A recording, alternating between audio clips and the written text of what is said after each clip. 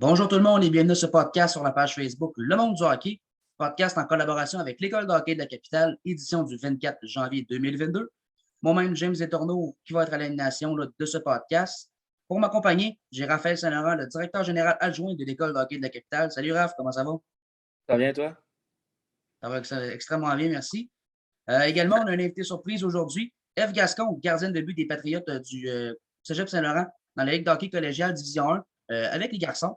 Eve est également la première femme à avoir évolué dans le circuit M18-3A, qui était auparavant le Midget 3A au Québec. Elle qui a défendu les couleurs du Phoenix à Stade-Blondin de 2018 à 2020. Bonjour Eve, tout d'abord, merci d'avoir accepté notre invitation. Comment vas-tu? Salut, ça va bien, toi? Oui, ça va très bien, merci. Je te le dis encore, merci d'avoir accepté l'invitation. C'est super cool que tu aies accepté. Donc, comme je t'expliquais là, avant d'entrer en ondes, le but, c'est de te présenter à notre auditoire, parler un petit peu de ta carrière pour apprendre à te connaître. Puis je pense là, que assurément, ça va être très intéressant. Merci de l'invitation encore une fois. Excellent.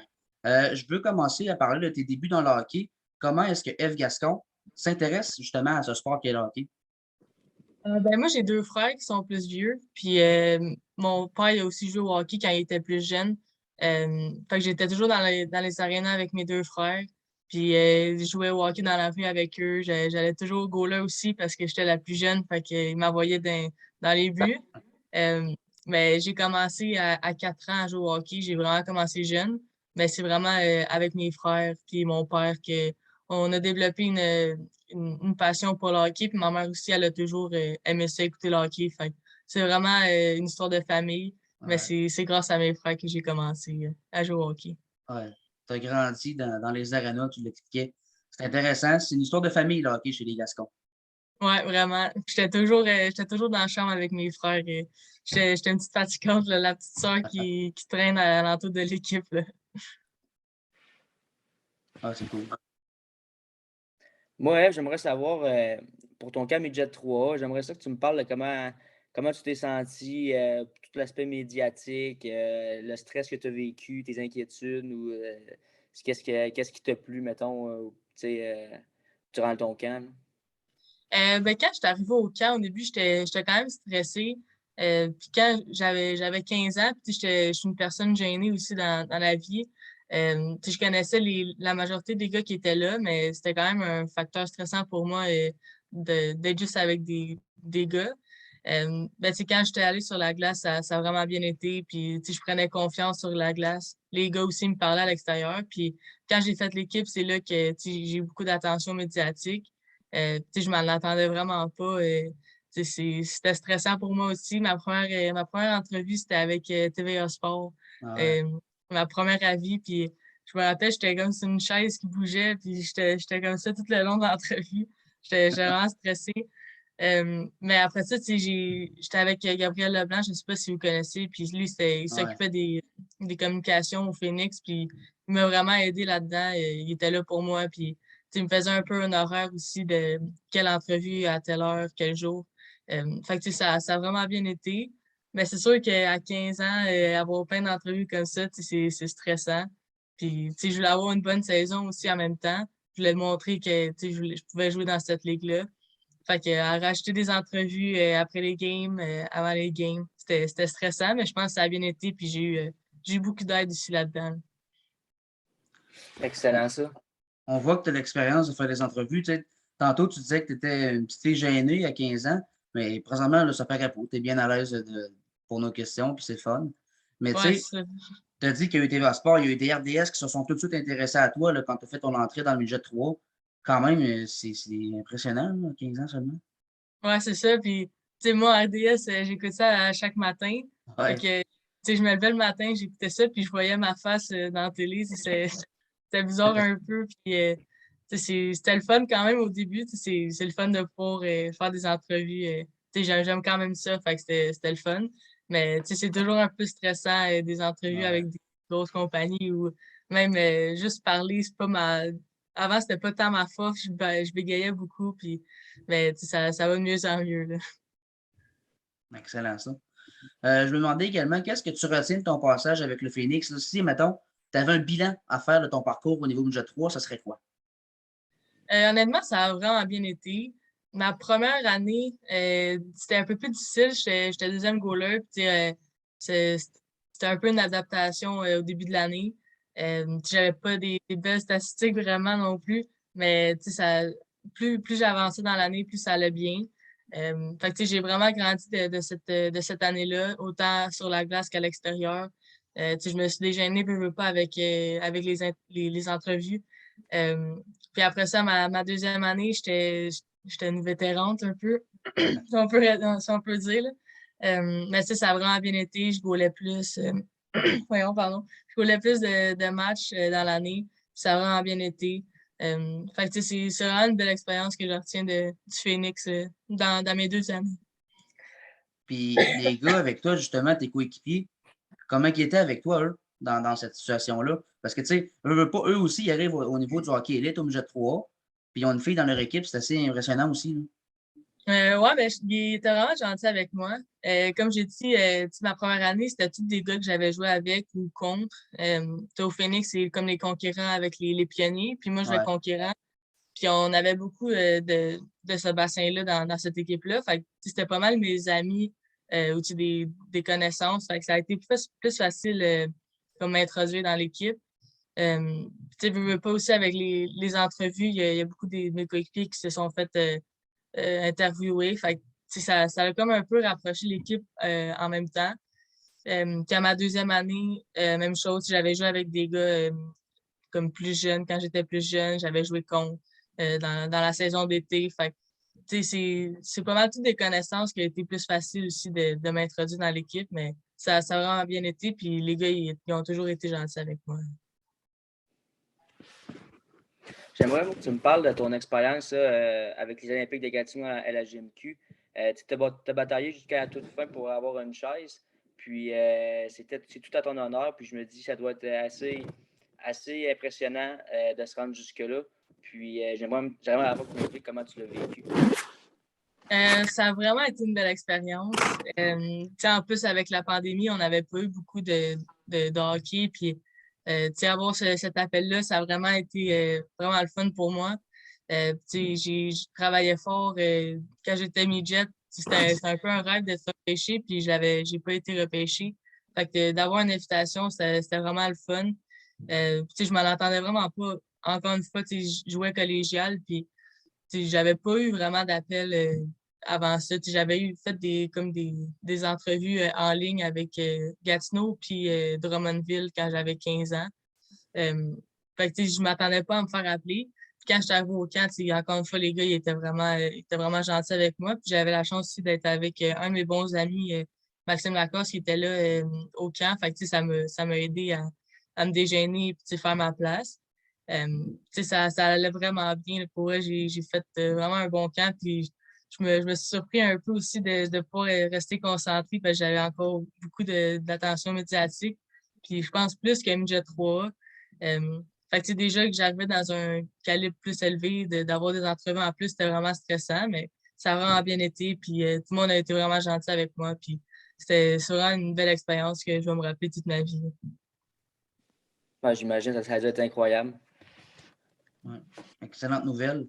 Par la suite, après le camp là, que tu as été faire avec les Olympiques ou que tu as bataillé jusqu'à la toute fin, comme on le disait, tu es retourné avec les Patriotes au niveau collégial. Euh, dans la saison actuelle, comment est-ce que tu évalues ta saison à toi, autant personnellement que sur le plan collectif? Là, je vois que ton équipe est quand même au 2e rang au classement général. C'est une bonne saison, tu as un bon rendement quand même. Ouais, vraiment, ça va vraiment bien. On a une bonne équipe. Au début de l'année, ça allait vraiment bien. Après ça, j'ai une passe un peu plus difficile. Quand je suis revenue de Gatineau, j'avais manqué une coupe de pratique, une coupe de match aussi avec mon équipe. J'avais encore eu beaucoup d'entrevues. J'en avais beaucoup dans la tête. J'ai eu une passe plus difficile sur la glace. Puis après ça, je me suis surpris. Ça va vraiment bien avant que le COVID, ça l'arrête, ça allait vraiment bien, j'avais des bonnes parties. Puis autant avec l'équipe aussi, on a des bons coachs, une bonne gang. Fait que c'est vraiment le fun. On espère pouvoir continuer la saison. Puis notre but cette année, c'est vraiment d'aller chercher le championnat. Fait que, on a cette mentalité-là. Puis on a vraiment une belle saison jusqu'à maintenant. Ouais, en espérant que ça reparte le plus tôt possible. Ouais, on va espérer, là. Ouais, on croise les doigts. Mhm. Tu parlais de ta transition, là, tu à la GMQ, puis la ligue que tu joues présentement. J'aimerais que pour le monde peut-être qui ne connaissent pas là, dans la ligue à laquelle tu joues, tu expliques à peu près la différence entre le calibre de jeu entre celui-là et la GMQ. En tant que gardien de but, tu dois affronter plusieurs joueurs, tu sais, plusieurs équipes différentes.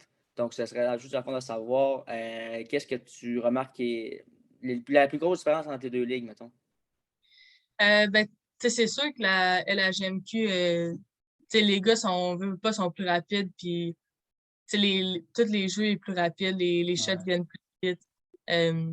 Tu sais, c'est quand même une grosse différence entre les deux, je trouve, en tant que gardienne. Mais, tu sais, collégial, c'est vraiment bon aussi. Ça allait pouvoir un peu au Junior 3 aussi. Je sais pas si peut-être le monde connaisse plus le Junior 3, mais c'est pas mal équivalent.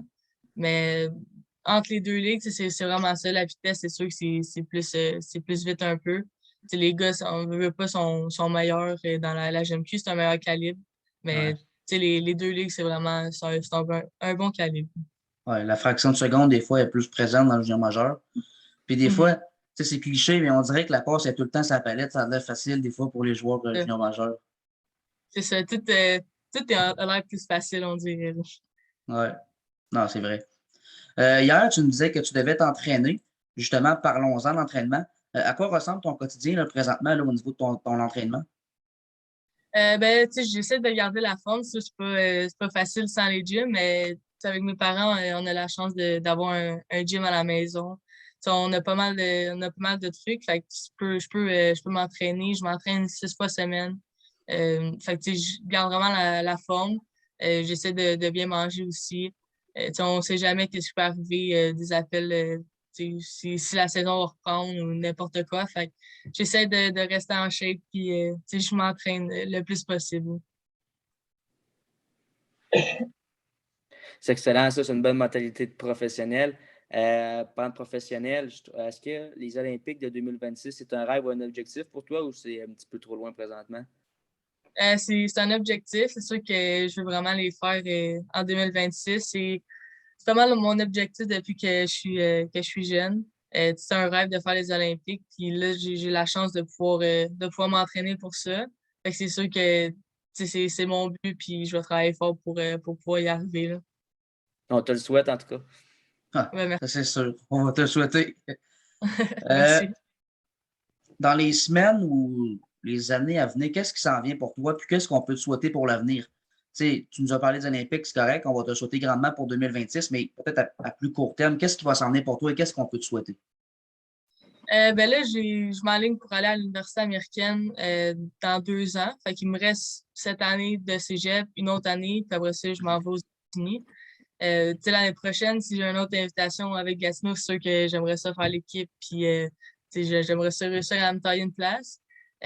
Sinon, à l'université américaine, c'est sûr que je voudrais gagner un championnat avec Mouta du lutte. Je pense qu'on va avoir une bonne équipe. Fait que c'est sûr que j'aimerais ça gagner. Euh, Sinon, j'aimerais ça aussi faire les championnats du monde avec l'équipe nationale, peut-être l'année prochaine, dans 2 ans, après les Olympiques de cette équipe-là. Fait que c'est sûr que j'aimerais ça être capable de faire l'équipe nationale bientôt pour me préparer aux Olympiques en 2026. Excellent. Tu parles que tu vas peut-être aller jouer du côté des États-Unis. Est-ce que ça ressemble à la NCAA où est-ce que tu irais? Ouais, c'est ça, c'est la OK. NCAA. Mais NCAA, je vais aller OK. du côté féminin. C'est la première fois que je vais jouer avec une équipe féminine. Ouais, ah, c'est vrai. C'est toujours avec les garçons que tu as joué jusqu'à présent. Ouais. Euh, Tu sais, on parle beaucoup des Olympiques, tu as parlé des championnats canadiens. Ces femmes-là, qui vont peut-être participer aux prochains Jeux olympiques ben, prochainement, en 2022, est-ce qu'il y a de ces femmes-là que tu as côtoyées, que tu t'es entraîné avec eux, que tu as déjà joué avec eux? Ouais, ben j'ai eu pas mal toute l'équipe. J'ai eu la chance de m'entraîner avec eux. Cet été, vu qu'on a plus de championnats du monde il y a 2 ans, ou l'année passée, je me rappelle plus trop, ils ont comme fait une équipe 2003, toutes les joueuses nées 2003 à Calgary. Puis pendant ce camp-là, il y avait le U18, 2003, le U22, puis l'équipe nationale. Puis après le camp, j'ai eu la chance de me faire inviter pour aller avec l'équipe nationale. Fait qu'on était 4 gardiennes.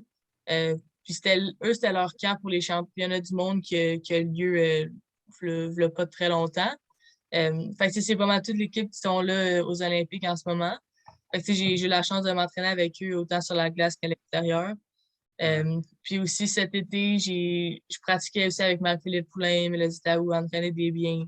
Fait que tous ceux du Québec, puis aussi une couple de filles qui sont de l'Ontario, qui sont venues au Québec pour s'entraîner. Fait que j'ai vraiment eu la chance de m'entraîner avec la plupart des filles qui étaient là. Puis sur la glace, c'est le fun de pouvoir se comparer aussi avec eux. Là, fait que c'était vraiment le fun pour moi. Ah, c'est vraiment le fun. Écoute, ça va être assez exceptionnel là, de les côtoyer sur la même place, on s'entend. Ouais, Tu sais, avant de terminer, je peux pas m'empêcher de te demander qui est ton idole dans le hockey? Ça peut être une femme, ça peut être un gardien de but également de la Ligue nationale. Ben c'est sûr, pour les gars, c'est Carey Price. C'est sûr que c'est vraiment mon idole depuis que je suis jeune. Tu sais, j'adore comment il goal, il est calme dans son filet, il est technique. Fait que tu sais, c'est vraiment un idole pour moi sur la glace. Puis sinon, du côté féminin, c'est Charlène Labonté. Tu sais, j'ai eu la chance aussi de pouvoir lui parler quelques fois quand j'en ai besoin. Tu sais, je sais qu'elle est toujours là pour moi. Quand j'ai fait de l'MJ3, tu sais, elle m'a vraiment aidé aussi avec l'attention médiatique que j'ai eue. Fait que tu sais, c'est vraiment une idole pour moi pour qu'est-ce qu'elle a fait sur la glace puis qu'est-ce qu'elle fait à l'extérieur aussi. Excellent. Raph, quelque chose d'autre à ajouter avant de conclure? Ben, bonne chance, Eve. Je suis sûr que tu as le talent nécessaire pour réussir et toutes les qualités professionnelles aussi. Puis, comme je te dis, pour le nom de toute l'équipe École de hockey Le Capital, bonne chance, bonne continuité. Puis, merci beaucoup de ton temps aujourd'hui. Ça a été très apprécié et très intéressant aussi de t'écouter. Là. C'est vraiment une belle expérience. Merci. Ben, merci beaucoup, c'est gentil. Yes, merci beaucoup, Eve, pour ton temps encore une fois. Je suis persuadé que les gens qui vont écouter l'entrevue sur nos différents réseaux vont adorer. Super intéressant. Donc, mesdames et messieurs, voilà, c'était le podcast sur la page Facebook Le Monde du hockey en collaboration avec l'École de hockey de la capitale, édition du 24 janvier. On va essayer de continuer de faire quelques entrevues là, de la sorte au fil du temps. D'ici là, mesdames et messieurs, je vous remercie grandement d'avoir été là. Merci beaucoup, Eve. Puis on se dit là à une prochaine. Bye bye tout le monde.